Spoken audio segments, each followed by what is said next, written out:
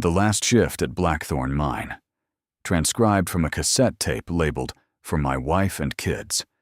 Do not play unless I don't come home." Recorded by Elias Crowe, former lead driller.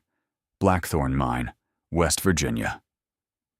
Date of recording, November 3rd, 1998. My name is Elias Crowe. I worked Blackthorn Mine for 23 years. Last night was my final shift. The company shut the whole operation down at midnight on October 31st, 1998. They said the coal was played out and the veins were too dangerous. Truth is, nobody wanted to admit what we all knew was down there. I'm recording this because I need someone to believe me, and because if I don't get it out now, I'm scared it'll eat me from the inside. I drove to the mine the same way I had for 2 decades. Old Ford pickup. Radio playing static more than music.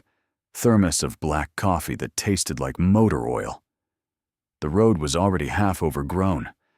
Nobody had bothered to clear the brush since the layoff started in July. When I pulled into the lot at 9:40 p.m., only 4 other trucks were there. The rest of the crew had already quit or been let go.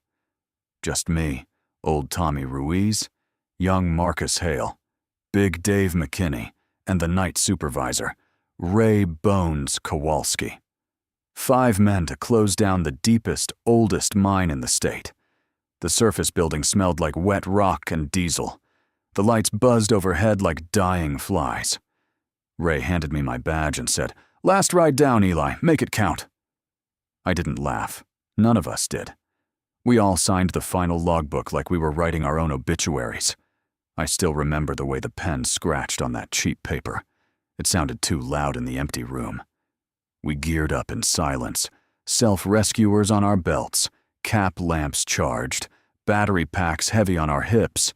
I double-checked my tagline and the emergency oxygen like I always did. Some habits die harder than men. At 10:07 p.m., we stepped into the cage. The metal grate slammed shut. Ray hit the lever. The cage dropped with that familiar stomach-lurching whoosh. 2,000 feet straight down into the dark. Nobody spoke on the way. The only sound was the cable singing and the occasional ping of rock against the sides. I kept my eyes on the indicator lights. 800, 1,000, 200, 1,000, 800. When we passed the old 2,400 level, the cage shuddered like something had bumped it from below. Just once. Dave muttered, "Old timber's settling." But I saw Marcus's face go white under his lamp.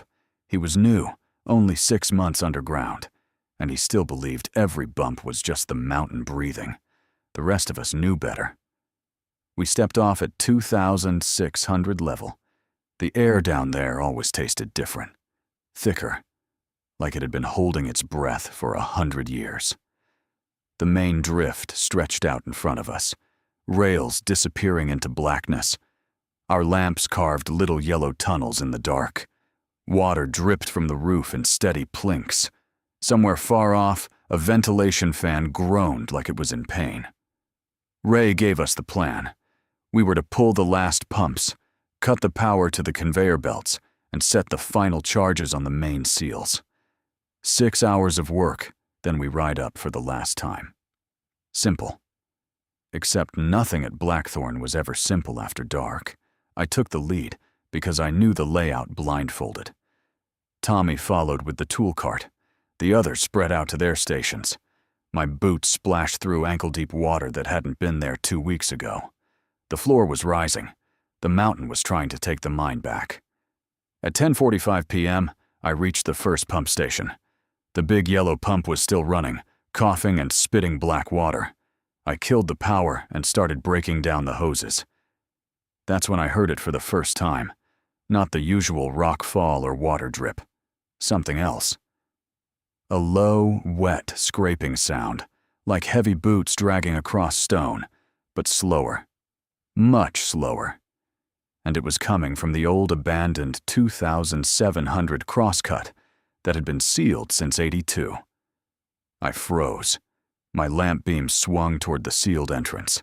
The timbers were still there, nailed tight with warning signs. The sound stopped. I told myself it was just the mountain settling. I kept working, but my hands were shaking so bad I dropped a wrench twice. By 11:20 p.m., the first pump was out. I radioed Ray. Static answered me for 10 full seconds before his voice came through, thin and far away. Copy. Keep moving. Something wrong with the lights on level 3. Then nothing. I should have turned around right then. I kept going. Pride is a hell of a thing when you've spent your whole life proving you're not scared of the dark. The next station was deeper in, past the old number 7 room, where 3 guys died in a roof fall back in '91. I hate that stretch. The roof is low and the air always feels thinner, like the mountain is squeezing you. My lamp started flickering, not the usual weak battery flicker, but a steady pulse, like it was trying to match a heartbeat that wasn't mine. I smacked it hard against my palm. It steadied. Tommy's voice crackled over the radio. "Eli, you seeing this water? It's coming up fast near the sump." I looked down. The water was now halfway up my shins and rising. Black, oily, and warm. Way too warm for underground water. I radioed back that I was fine and kept moving. At 11:50 p.m., I reached the second pump. That's when the real wrongness started. The pump was already off. Not just powered down. The hoses were torn clean off like something had ripped them apart with teeth. The metal ends were bent outward, twisted into strange loops. I crouched down to look closer. My lamp beam caught something carved into the pump housing. Fresh scratches, not tool marks. They looked like letters, but not any letters I knew. They curved and looped in ways that made my eyes hurt to follow them. I stood up fast. My head spun. The air smelled wrong now, like copper and something sweet, almost rotten fruit. I backed away and almost tripped over my own tagline. That's when the lights in the main drift started going out one by one. Not all at once, one section at a time, marching toward me like someone was walking down the tunnel flipping switches. I ran. My boots slapped through the rising water. The radio in my hand screamed static so loud I almost dropped it. I could hear the others shouting. Dave's deep voice cursing. Marcus yelling something about eyes in the dark. Tommy just breathing hard like he was running too. Ray's voice cut through for one clear second. "Everybody to the cage. Now! Do not stop for anything!" I reached the main line at 12:05 a.m. The water was up to my knees. My lamp was dying fast, the beam yellow and weak. I could see the cage in the distance, its emergency lights still on, painting the wet rails red. Then I saw it. Not clearly, just a shape. Tall, too tall for a man. Standing between me and the cage. It didn't have a face. Or if it did, my brain refused to let me see it. It was just a hole filled with the same black water that was flooding the drift, and it was watching me. I know that sounds crazy, but I felt it. The way you feel someone staring at the back of your neck in an empty room. I didn't scream. I just ran straight at it because the cage was the only way out. When I got within 20 feet, the shape stepped aside. Not left or right, but somehow folded into the wall like it was made of smoke and rock at the same time. The temperature dropped so fast, my breath fogged inside my mask. I made it to the cage. The others were already there. Marcus was crying. Dave had blood running from his nose. Tommy's left hand was missing 2 fingers, and he was wrapping it with his shirt like it was nothing. Ray was trying to work the lever, but his hands were shaking too hard. The cage started rising at 12:17 a.m. We didn't speak until we passed the 2,000 level. The cable screamed like it was in pain. Water poured down the shaft from somewhere above us, but that was impossible. The surface was dry when we went down. Marcus kept whispering. It knew my name. It knew my fucking name. Over and over. Dave told him to shut up. Nobody looked at each other. We just stared at the indicator lights counting up, praying they wouldn't stop. At 1,800 level, the cage jerked to a halt so hard we all slammed into the grate. The emergency lights inside the cage flickered once, twice, then died completely. Total blackness, the kind you only get 2 miles underground. Something landed on the roof of the cage, heavy, wet. It dragged across the metal with the same scraping sound I'd heard earlier. Slow, deliberate, like it was tasting the steel. Then it started whispering. Not words exactly, more like the sound of pages turning in an old book, mixed with someone trying to breathe underwater. I heard my own name in it. I heard my wife's name. I heard the names of my 2 little girls who were waiting for me at home. Dave started screaming. He grabbed the emergency phone and hammered the button, but the line was dead. The thing on the roof laughed, a wet, bubbling sound that made my stomach turn over. Then it dropped something through the grate. It landed at my feet with a soft splash. It was Marcus's cap lamp, still on. But the glass was cracked, and something dark was smeared across the lens. Marcus wasn't wearing his lamp anymore. He was standing right next to me, but his head was tilted at a wrong angle, and his eyes were wide open, staring at nothing. He hadn't made a sound. The cage started moving again, upward. Ray was praying in Polish under his breath. I'd never heard him pray before.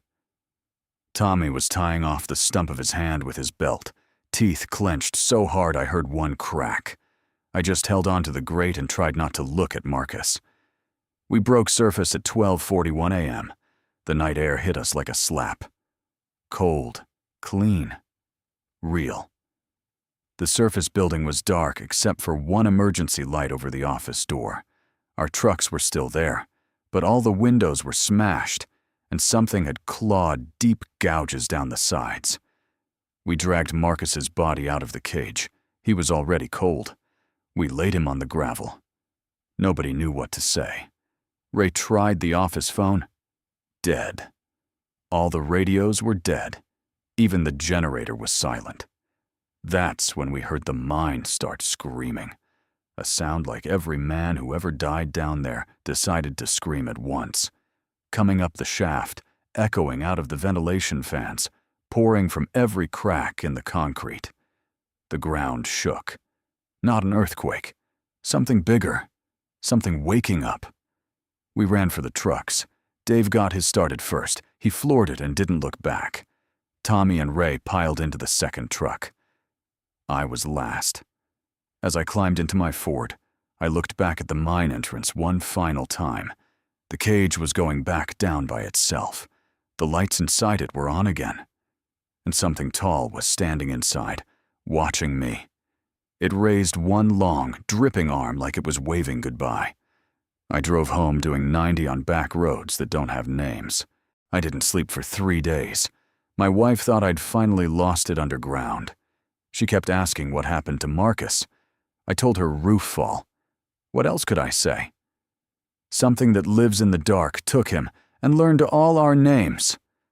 The company sent investigators. They found the mine flooded to the 1,800 level. No bodies except Marcus. No sign of the pumps we'd pulled. No sign of the charges we never got to set. They called it a tragic accident caused by unstable geology. They paid the families. They sealed the entrance with concrete and razor wire. Case closed. But I kept the tape. I kept recording. Because every night since then, I wake up at exactly 12:17 a.m., the exact minute the cage stopped. I hear dripping in my bedroom even though the house is bone dry. Sometimes I smell copper and rotten fruit. Sometimes I find wet footprints on my bedroom floor that aren't mine or my wife's. They lead to my daughter's room and stop right outside their door. Last night was the worst. I woke up and the dripping sound was coming from inside the walls.